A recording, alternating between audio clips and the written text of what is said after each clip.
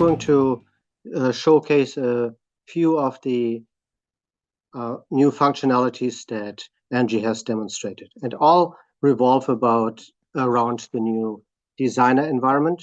And when you think about what we can do, lots of functionality is available in this plus button. It says start something new, and start something new is anything from content creation, working with data, discovering data, and distributing content. So let's start with the first block, which is creating a portal. So creating a portal, we can launch it from here. And what we do, we'll just give it a name. Let's say call it Amtex portal. Okay. Once we've done this, the new portal editor user interface provides a modern experience for new users as well as generalized users. It has easy controls to drag and drop content into the navigation toolbars, and you can reorder them within there. You can either create new sections, new pages, or build the content around this. And once you create content, you can copy or link this content. But let me get started. So you see a few sections here. We gave it a title so that with the general settings, we talk about the maximum width. Let's start with the theme. The theme is the general layout, the color coordination, and the fonts, formatting, styling of this. So you can define your own. You can use some of the pre-built ones or use your own.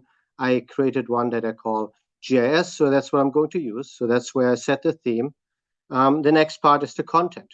And Angie said the screenshot is very similar to what the screenshot was that Angie showed, and she said that's boring. Angie also asked me to say, why don't you turn on the live preview? And this is probably one of the exciting functions here, and you will see in a few moments what that means. Then the next part is the navigation. Navigation is the ability to lay out how the various pages that you put together are supposed to be laid out. So you have multiple choices. One of them is to have them all show up on the left side. Some of them is on the top in navigation, or you can say, and this is what I'm going to do, top and side navigation. It means users have the menu option on the top, but then when it comes down to submenus, those submenus will show up on the left side. So that's what I'm going to use here. The next part is the banner. Let me see. What do I do on the banner? We looked at the banner options here. I can say enable the banner, show the banner title, show the top navigation in the banner. You probably are familiar with the old version to save spaces. So that's what I'm going to do. You could have your own custom logos, or you can do other things. So that is good so far. We want to have the banner. And then from a user menu perspective, we can configure what kind of tools, what kind of functionalities you want to enable for the user. So that's really the configuration of the main layout. And now we can add content. When we talk to add content, so we click on the content on the left here. And you see we have available content from various workspaces. I'm using the Amtex 93 workspace here. And in here, I want to add pages. Pages that I've built with the designer assembly mode, and I'll just drag them into the section here. Section 1, do I want to use a copy or do I want to use it as a link? I want to keep it where it is and just point to it. So add it as a link. Going to add this, it's rendering the screen now, and you will now see that as a preview, it shows us the page and how it will be represented on the screen here. Takes a few seconds to just show up. Shouldn't take too much longer.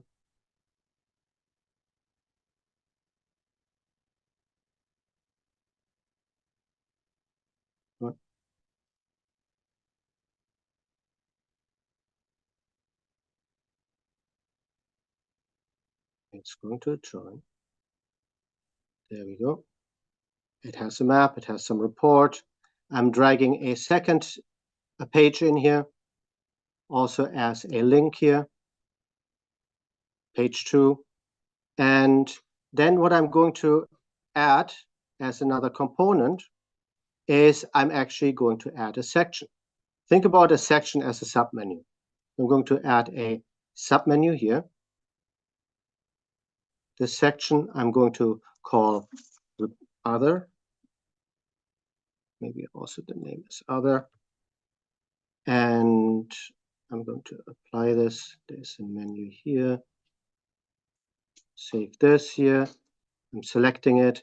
Because it's a submenu, now I can, inside the submenu, I can put other components to it. So now what I want to add as a components are maybe reports and dashboards. So I'm going to add another section to it. Section here. I call the section my dashboards. So these are my other dashboards. Okay, saving this. Going to maybe just add the same page again. Doesn't matter. Onto the dashboard as a link. And I'm going to add another component to it. Again, a new section here.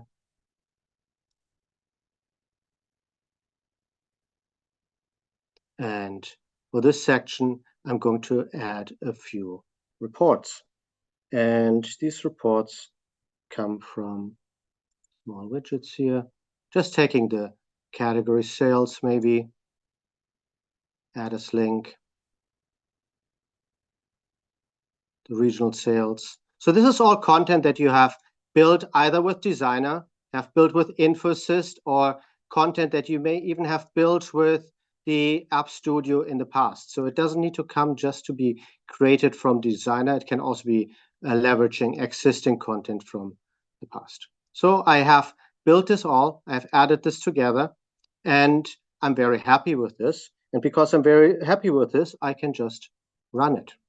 So you see me, and it probably took me less than 5 minutes to assemble a complete portal now, all graphic user interface driven, with the content displayed here, multiple sections created, and you see that it's not the portal editor, it's just the way I built my content, I guess. The pages show up. We have the secondary pages. Once this report shows up, the charts are here. We can go to page 2. Page 2 shows my content here with the parameters, with the visualizations. And when you see the layout where I said we have a top and a side navigation, you see now the side navigation is a list of reports, a list of content that you can dynamically add and remove. And now let's say I want to see the regional sales trend. It shows me the trend, the discount by region, and the regional profit by category. So that is how the new graphic user interface for portal editing works. And maybe Angie can see if there are questions. If there are no questions, I would go to the next step. You're good. You can keep going. Okay. So that was the first part, new portal editor. We want to create other content as well. So the other content we create is now coordinated compound documents. And I'm going to show you an example. And what that means is we coordinated and compound means we are allowing intelligent splitting of content into multiple pages automatically by primary sort values of the authored content. And I'm going to do this here with this report that we are going to build live based on a sales region, a sales business region. It runs the report. It's a large report, multiple 100 pages of content. And what we want to do is take this report and the output we want to split into each of these sections we want to split into the individual regions. Okay, so take a few seconds here.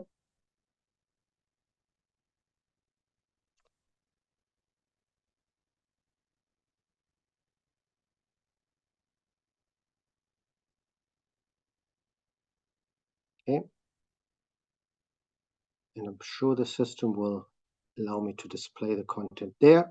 So now what we see is we have 256 regions. It starts with Europe, Middle East, and Asia. So we have the summary page, we have details, and I think it's around maybe page 104 or so, 304.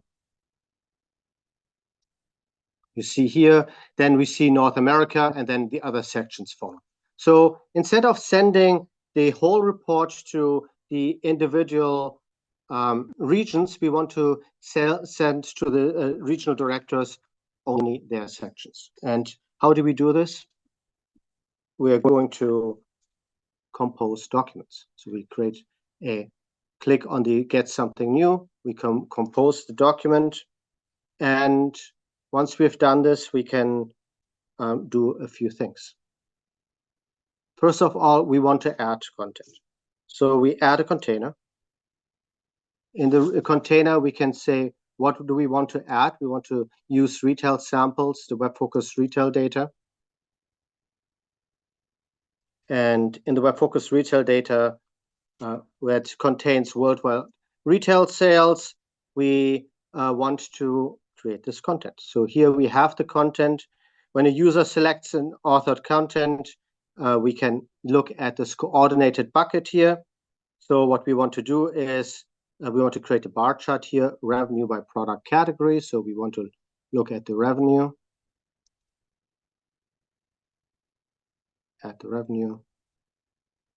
and add the revenue by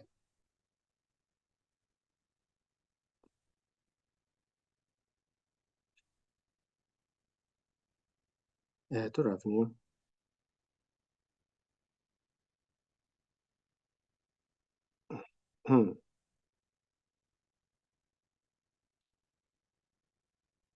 And we want to bring the revenue in by the product category here. And hopefully in a few seconds it shows up.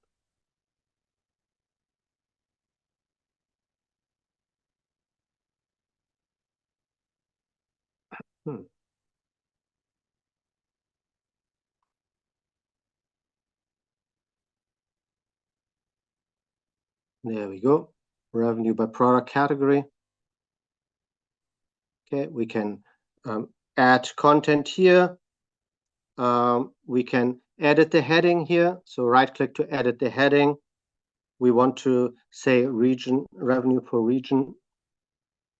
Revenue for region, and because it's a split report, we want to put this in for the business region that we want to break it down by. So the store business region, that's the field that we're going to search. You can, of course, change the format, the fonts, whatever you need to change here. We want to coordinate the whole content by this business region. So store business region, put it in as a coordinated report. We can add more content. From the content, we want to maybe add a logo here and drag the logo on here, the WebFOCUS logo. We might want to add other controls, maybe a text. Call it Amtex report. Okay, and you can either build the content directly in here, or we can now add other content. So let's say we have other content go here. We want to, in coordinated reports and charts, we want to add the top 10 products here, top 10 products that we want to add here. It takes a second.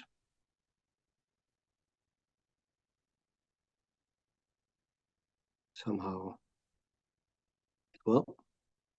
So we have this content here. We want to add a heat map. My system is somewhat very slow today. I apologize for this, but that's what it is. I'll make it simple. Add it here. Make this smaller here. You have full control over pixel perfect positioning here. And then also want to add my heat map.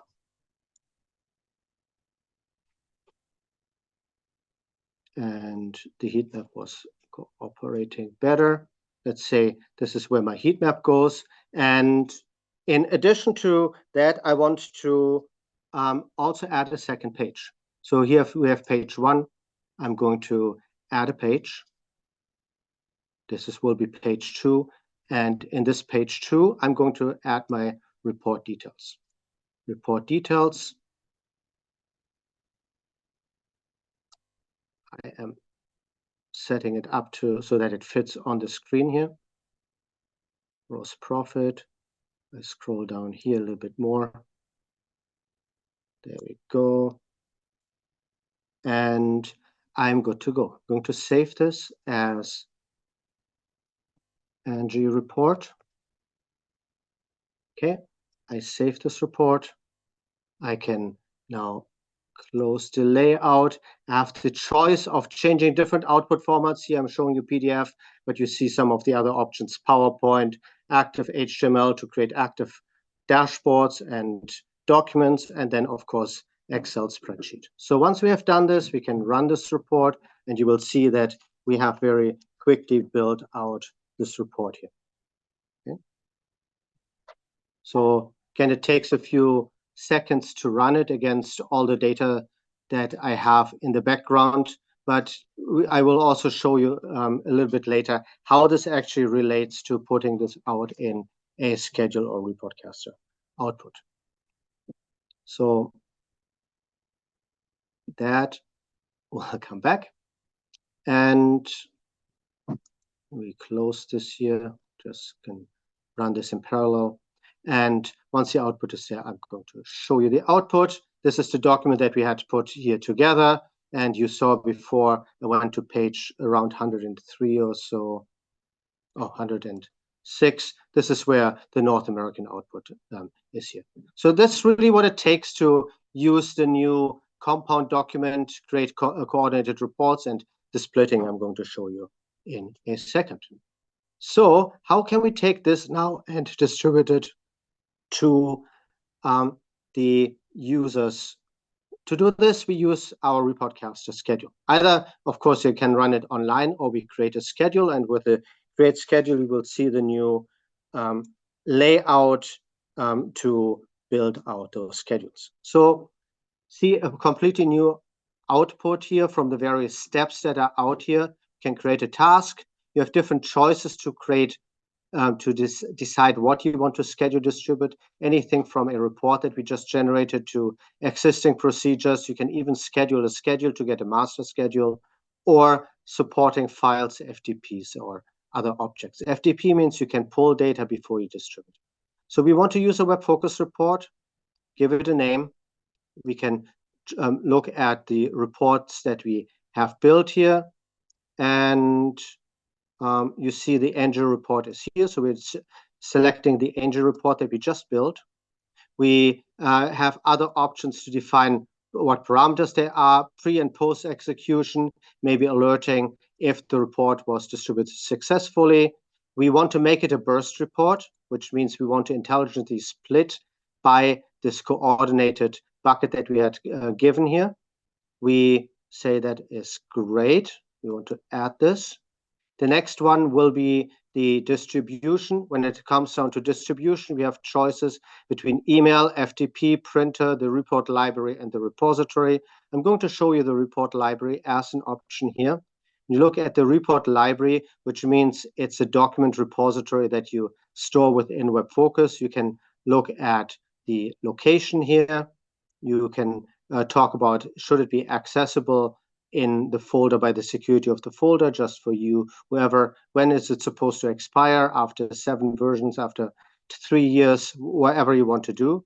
Or do we want to maybe even create subfolders here, and this call it ng burst. So you see here what it is, a burst subfolder. We want to make it a published report within the Amtex 9.3 folder, which means whoever has access to the 9.3 folder at Amtex will have the ability to look at this, and then we can add the content. Recurrence is the next tab here. In the recurrence, we can talk about how often do we want to run it. Once, maybe every week, every month, maybe every month, the first 17th and the 31st of the month, the last day, or maybe 3 days before the end of the month. So because we want to show it to you live. We want to set it up to, want to schedule it once. Can have some advanced properties. What's the priority? Who do you want to alert? And we save it. We save it, give it report, ng schedule. We save it. We're happy with this. We run it. And this report that has been created for us before, that we now, instead of running it manually on demand, we're going to have the system run it. And right now it's in progress. The logging has also been advanced here. So instead of just looking at the log and having it in an applet interface, you have choices, anything from saying, I want to delete it, I want to download the output of the log report, I want to see it in a full screen, or maybe a refresh, I want to see if it's done. It's still running, so it's still working its way. But because it's scheduled, and you can schedule it at 1 o'clock in the morning, 3 o'clock when maybe the business users are not active. Here we see it was successful. You can look at the log, job report. It's all nicely formatted. This is how long it took, 37 seconds. We're going to already saved it. Save it again. Okay, and now if I refresh the folder here, what we should see is now a folder that's called ng burst. So in this ng burst, it has, come on,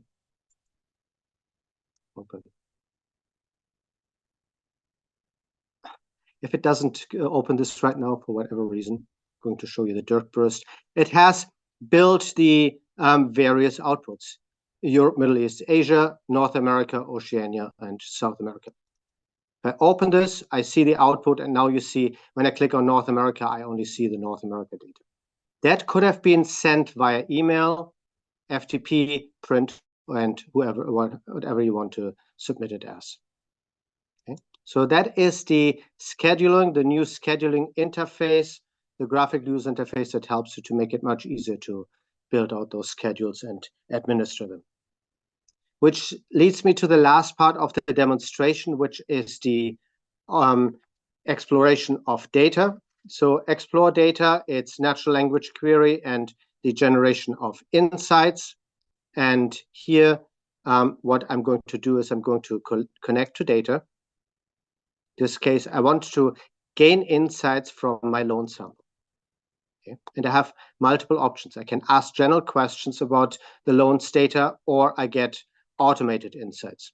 I already have a question prepared.